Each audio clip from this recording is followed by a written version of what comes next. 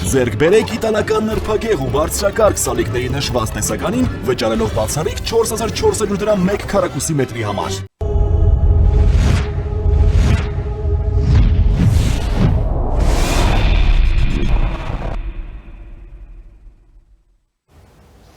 Բարև ձեզ, առաջինի եթերում մանրամասներն են, ես Դավիթ Ստեփանյանն եմ,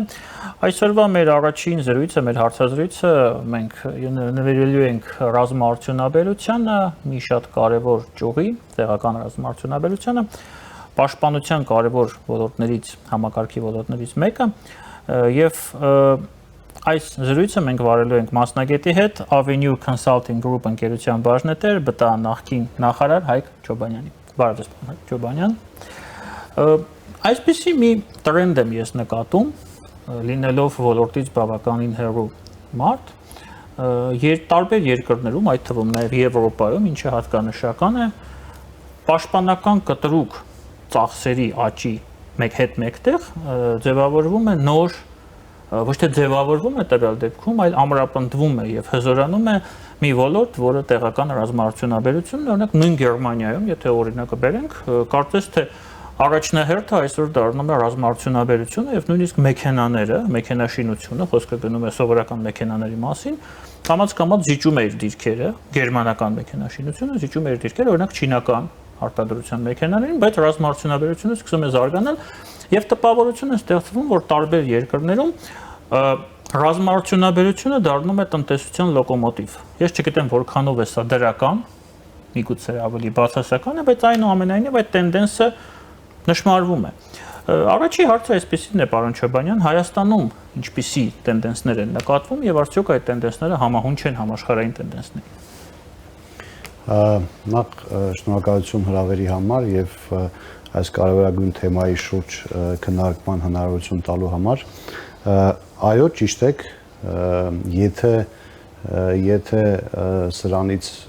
30, 40, 50 տարի առաջ ռազմաարդյունաբերությունը որոշ խիստ սահմանափակ երկրների պրիվիլեգիան էր, ապա այսօր ռազմաարդյունաբերությունը դարձել է մասսայական գրեթե բոլոր երկրների դեպքում աշխարհի։ Եվ վերջին տարիներին իհարկե կան ֆավորիտներ այդ առումով, որոնք որ հատկապես ունեն որոշակի առավելություններ համաշխարհային քարտեզի վրա, բայց հատկապես 22 թվականի ռուս-ուկրաինական պատերազմի արդյունքում հատկապես Եվրոպայում էապես փոխվեց վերաբերմունքը այս ոլորտի նկատմամբ։ Ձեր դիտարկումը տրամաբանելու եւ տրամանորեն բացատրելու համար ես մի քանի արգումենտ կարող եմ նշել։ Առաջին արգումենտը այն է, որ նախ ռազմական արդյունաբերությունը դա ուղիղ կապված է ընդհանրապես արդյունաբերության հետ եւ այլ կերպ եթե մենք փորձենք այդ տեխնոլոգիան բացատրենք ավելի վերևից, դա կոչվում է երկակի տեխնոլոգիաներ, այսինքն տեխնոլոգիաներ, որոնք որ կիրառվում են եւ ռազմական ոլորտում եւ ոչ ռազմական ոլորտում։ Դա նշանակում է, որ այն երկրները, որոնք որ զարկ են տալիս իրենց ռազմական տնտեսությանը, իրենք ըստ էության ուղղակի կամ անուղղակի կերպով զարկ են տալիս իրենց տնտեսությանը ընդհանրապես։ Երկրորդը, ռազմական արդյունաբերությունը տարեցտարի դառնում է ավելի տեխնոլոգիական, ավելի քիչ տեղ է զբաղեցնում երկաթը, ավելի շատ տեղ են զբաղեցնում ավելի բարձրակարգ ճշգրիտ ինժեներական տեխնոլոգիաները, ծրագրային ապահովումը վերջին շրջանում, վերջին հատկապես 11-ի ընթացքում արհեստական բանականությունը եւ այլն եւ այլն։ Եվ սրանից է նաեւ, որ այստեղ մրցակցությունը շատ ավելի դաշտը դառնում է շատ ավելի մրցակցային եւ հաջորդը ես կարծում եմ, որ պատերազմները բերում են ապացուցելու այն հանգամանքը, որ առաջին հաղթում այն պետությունը, ով որ ունի երկար շնչառություն, եւ երկրորդ հաղթում այն պետությունը, որը ունի ներքին արտադրական կարողություն, որը եւս իմ առաջին արգումենտի մաս է, որ ապահովում է երկրների համար երկար շնչառություն։ Եվ այն ինչ որ կատարվում է այսօր Ռուսաստանում եւ Ուկրաինայում, ռազմական արդյունաբերության ոլորտում, դա ուղղակի ապացուցում է քիչ առաջ նշածը, որ երկրները ուղղակի զարկ են տվել ռազմական արդյունաբերությանը, Ռուսաստանը լինելով աշխարհի փոքրաթիվ խոշորագույն խաղացողներից մեկը ռազմական արդյունաբերության մեջ վերջին տարիներին ըստ էության բազմապատկել է հատկապես տեխնոլոգիական արդյունաբերության ծավալները, իսկ Ուկրաինան չլինելով գրեթե այդ քարտեզի վրա պատերազմի արդյունքում եւ պատերազմի կարիքի արդյունքում դարձել է աշխարհի ամենաարագ աճող ռազմաարդյունաբերական երկրներից մեկը։ Դուք նշեցիք ձեր դիտարկման մեջ եւս մեկ շատ կարևոր տերմին, որի վրա ես կուզեի ուշադրություն դարձնել, շեշտադրում անել, դա ռազմական արդյունաբերության նշանակությունն է երկրի տնտեսության մեջ որպես լոկոմոտիվի։ Շատ խոսվել է հատկապես Իսրայել պետության մասին այդ տեսանկյունից, բայց ընդհանրապես մենք կարող ենք խոսել ցանկացած ուրեմն գերազանցության կենտրոնի մասին այդ տեսանկյունից, որովհետև նույնիսկ մեզ շատ հայտնի եւ քաղաքացիական կյանքում շատ կիրառվող տեխնոլոգիաներ ստեղծվել են ամենամեծ մասսայականություն ունեցող տեխնոլոգիաներ ստեղծվել են ռազմական արդյունաբերության հարթակների վրա է սկզբանը, ինչպեսին օրինակ ինտերնետն է, GPS-ն է, սրա մասին շատ է խոսվել։ Այսինքն ընդհանրապես ռազմական արդյունաբերությունը ունի այդպիսի նշանակություն եւ այդ երկակի արդյունաբերություն լինելով ինքը առաջ է մղում տնտեսությանը, մեծ ներքին պահանջարկ ունենալով ինքը առաջ է մղում տնտեսությանը, իսկ Հայաստանի նման երկրների դեպքում դա շատ ավելի առաջնահերթ է մի քանի առումներով։ Առաջինը այն անվտանգության գոտին, որտեղ մենք գտնվում ենք եւ այդ տեսանկյունից անվտանգային տեխնոլոգիաների եւ արդյունաբերություն, որը ապահովում է երկրի անվտանգությունը, դրա դերակատարությունը շատ ավելի մեծ է մեր նման երկրների համար, խոցելի երկրների համար անվտանգային տեսանկյունից, քան թե այլ երկրների դեպքում։ Երկրորդը բարձրակարգ ինժեներական շուկան է եւ ավանդույթի տեսանկյունից եւ այն ամբողջ իրադարձությունների եւ զարգացումների տեսանկյունից, որ մենք ունենք անկախության տարիներին, հատկապես 2020 թվականից հետո, այսինքն վերջին 20-25 տարիների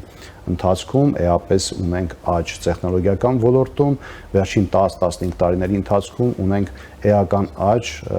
ճշգրիտ ինժեներական ոլորտում, ոչ եթե դրանից առաջ հատկապես ծրագրային ապահովման ոլորտներ։ Երրորդը կրթական ցենզն է, Հայաստանը այնուամենայնիվ առանձնանում է, չնայած վերջին տարիների մարտահրավերներին, հուսով եմ դրա մասին էլ կխոսենք, այնուամենայնիվ Հայաստանը առանձնացել է եւ սովետական տարիներին եւ դրանից հետո հատկապես բնագիտական ուղղությունների կրթական հաստատուն հենքերի առումով սրա պատճառներից մեկը այն է եղել, որ հենց խորհրդային տարիներին ստեղծվել է Հայաստան ունեցել է այսպես ասած գիտական կամ գիտահետազոտական հեղինակություն եւ դրան համապատասխան կրթական ենթակառուցվածք, հանրակրթությունից մինչև բարձրագույն կրթություն եւ գիտական հաստատություններ եւ դա իներցիայով ոնց որ շարունակվել է եւ չորրորդը այնուամենայնիվ պետք է ես նշեմ նաեւ այդ կարեւորությունը, որը այս առումով որոշակի առումով նորույթ է համատած խորհրդային տարիների, դա հայկական սփյուռքի տեխնոլոգիական սփյուռքի, գիտական, գիտահետազոտական ոլորտի սփյուռքի կարողությունների օգտագործումն է եւ սա հնարավորություն է տալիս այս համախումբը եւ ոչ միայն, բայց առաջնահերթ այս համախումբը պահանջ եւ հնարավորություն է տալիս մեզ, որպեսզի մենք դիտարկենք ռազմական կամ երկակի տեխնոլոգիաների ոլորտը որպես արդյունաբերության զարգացման լոկոմոտիվ։ Իսկ այդ հնարավորությունը, պարոն Չոբանյան, որպես արդյունաբերության զարգացման լոկոմոտիվ դիտարկել ռազմաարդյունաբերությունը, ընդհանրապես կառավարությունը դիտարկում է դա։ Հաշվի առնելով վերջին տարիների գործընթացը, ռազմաարդյունաբերական ոլորտի պատվերների ծավալի մեծացումը ցույց է տալիս, որ այո, կառավարության քաղաքականության մեջ առկա է ռազմաարդյունաբերական ոլորտի զարգացման տեսլականը եւ կոնկրետ գործողություններով եւ ֆինանսական արդյունքներով մենք տեսնում ենք, որ դա առկա է եւ որոշակի շրջանում էլ ես եմ ներգրավված եղել դրա մեջ եւ կարող եմ ասել, որ այո, իսկապես դա եղել է առաջնահերթություն, տեղական տնտեսության զարգացումը։ Մեզ համար դա կարեւոր է նաեւ այն առումով, որ մենք հատկապես 20 թվականին աղերսվեցինք այն իրավիճակի հետ, երբ որ մեր սահմանները ըստ էության փակվեցին եւ սա նշանակում է, որ մեր ներքին արտադրողականությունը, մեր ներքին կարողությունները շատ ավելի մեծ պիտի լինեն անվտանգային մարտահրավերներին դիմակայելու համար, բայց եթե ես ասեմ, որ այսօր մենք ունենք խիստ գերակայություն ռազմաարդյունաբերական, չեմ կարող, որովհետև դա գոնե ընդհանուր քաղաքականության խոսույթի ներդրումների, որովհետև սա այլ հետևից պետք է բերի ներդրումներ, առումով դեռևս բավարար չէ իմ կարծիքով եւ որը կարող է լինել նաեւ հիմնվելով այն երկրների փորձառությանը, որոնք այդ ճանապարհով անցել են։ Ինչի մասին է խոսքը։ Ընդհանրապես արդյունաբերությունը ինքը բազմաշերտ երևույթ է, սկսում է կրթությունից մինչև հասարակության մշակույթ, տեխնոլոգիական հնարավորություններ, արտադրական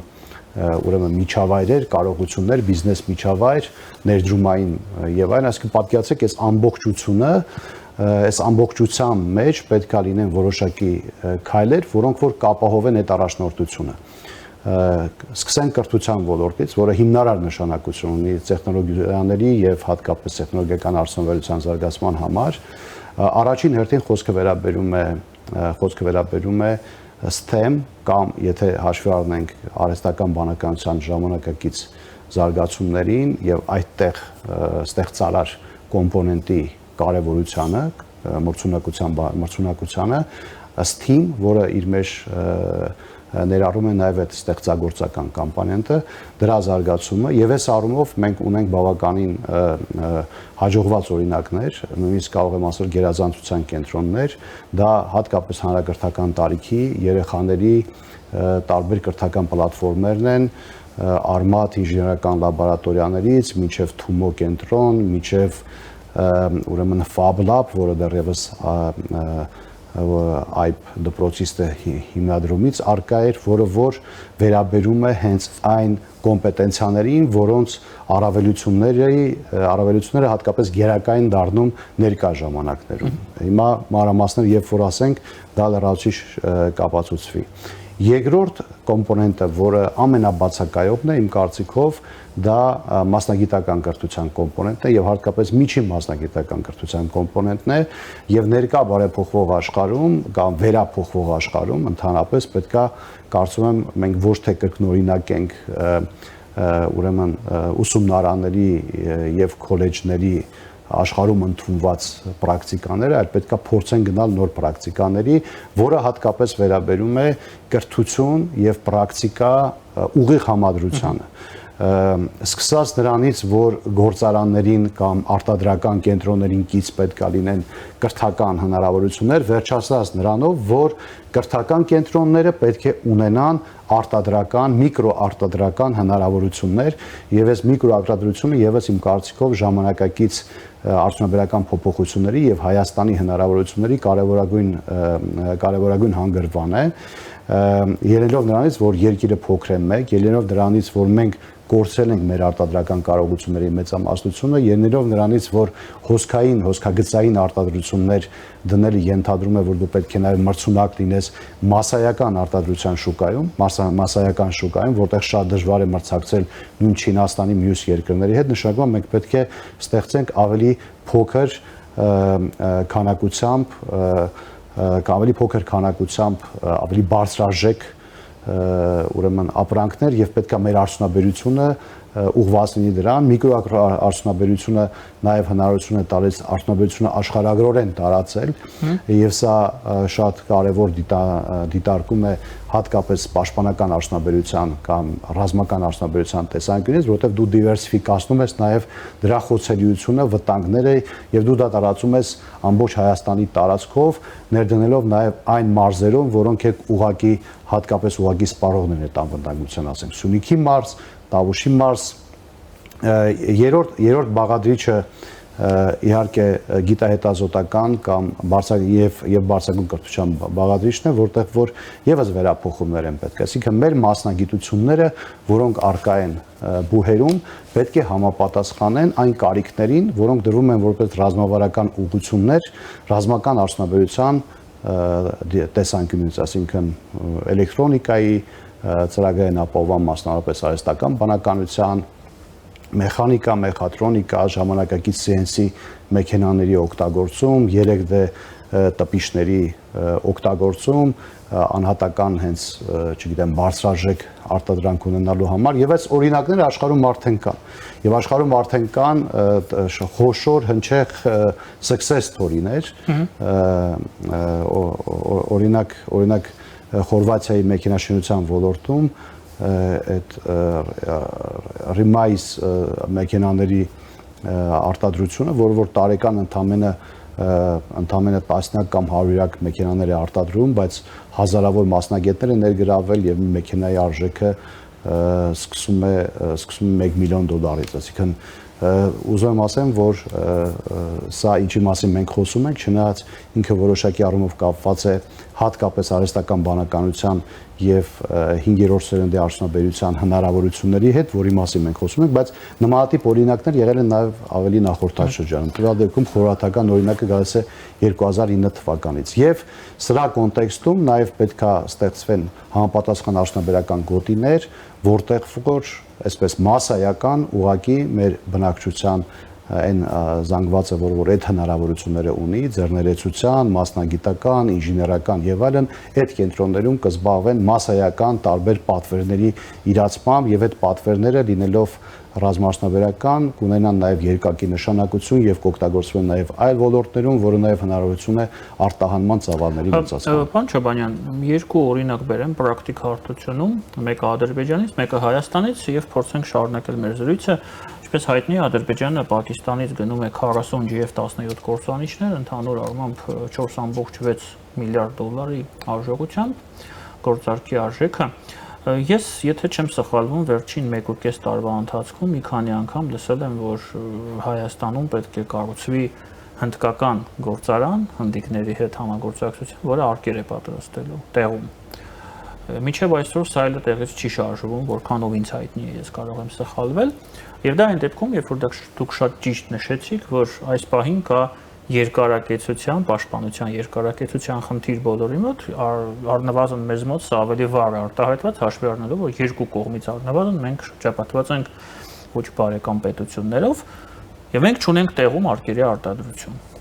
Ես ինչու սա ասացի, Ադրբեջանը գնում է 40 հատ կործանիչ, սա լուրջ հայտ է, բալանսը հերթական անգամ փոփոխելու համար, առանց այդ էլ մենք հեռու ենք իրենցից հետ ենք ընկնում, հիմա նոր այդ սպառազինությունների մրցավազքում նոր հայտ է Ալիևը ներկայացնում, իսկ մենք այդ գործարանը չենք կառուցում, որ գոնե այդ գաուբիցաները, որ գնում են Հնդկաստանից, տեղում ունենանք այդ արկերը։ Այն դեպքում, երբ որ Վրաստանից եւ Իրանից, ինչպես հայտնի է, նրանց տարածքով արկեր բերելը պրոբլեմատիկ է մեզ համար, սա լուրջ խնդիր է։ Համենայն դեպս ինձ այդպես են վստահեցնում։ Հիմա այս ուղղությամբ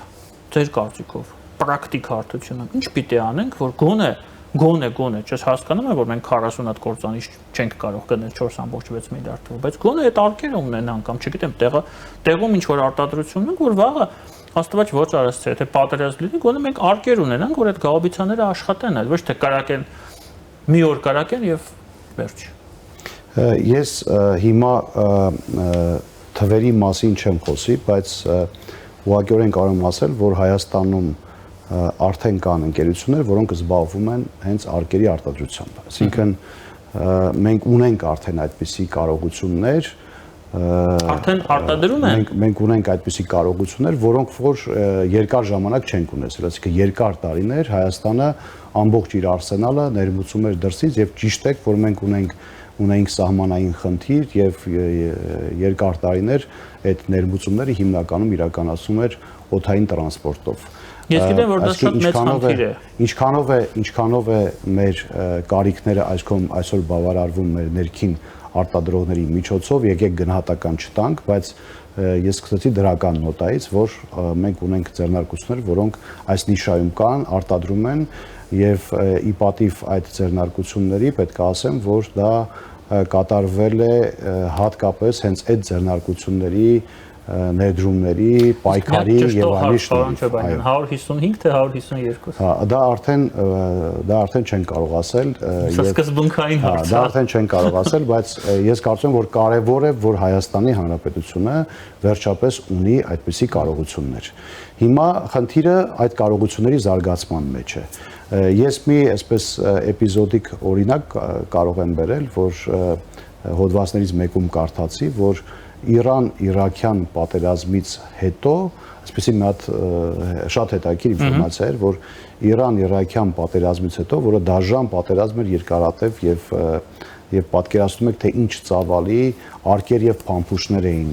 օգտագործվել այդ պատերազմի ժամանակ, այդ պատերազմից հետո իրանական բանակում դեռևս շարունակում էին օգտագործել պատերազմից առաջ արտադրված արկեր եւ փամփուշտներ։ Այսինքն սա նշանակում է, որ երկրի արսենալը, պահեստային արսենալը այնքան մեծ էր, որ նույնիսկ այդ դաժան պատերազմից հետո եւ այդ գիրառման այդ ծավալներից հետո դեռևս իր արսենալում, իր պահեստերում մնում էին արկեր եւ փամփուշտներ, որոնք արտադրվել են պատերազմից առաջ, ոչ թե պատերազմի ընթացքում։ Սա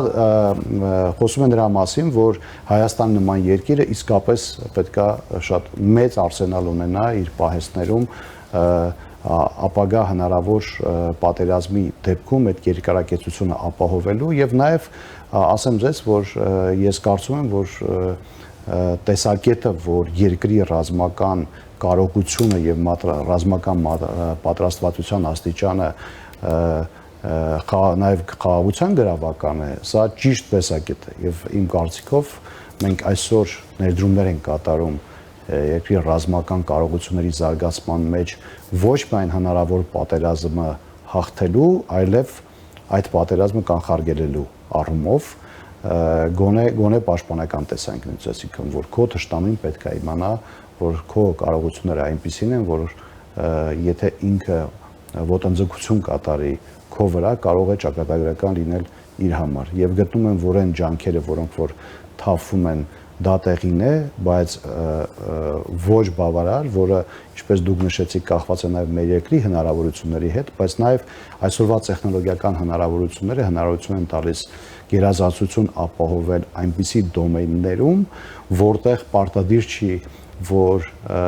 դու գերազանցես քո թշնամուն, բայց դա բավարար է քո թշնամուն չվերականգնվող վնաս հասցնելու համար, որը առնվազն կապահովի հնարավոր պատերազմական իրավիճակում պատերազմի դադարեցում։ Պարոն Չոբանյան, կոնկրետ Պակիստանից այդ կործանիչների ձեռքբերումը Ադրբեջանի կողմից մենք ինչով կարող ենք պատասխանել։ Ողջամիտ պատասխանը որը կլինի, որովհետև սա ակնհայտ հերթական անգամ բալանսը խախտվում է։ Նայեք, նախ ես արդեն խախտված բալանսն է խախտվում։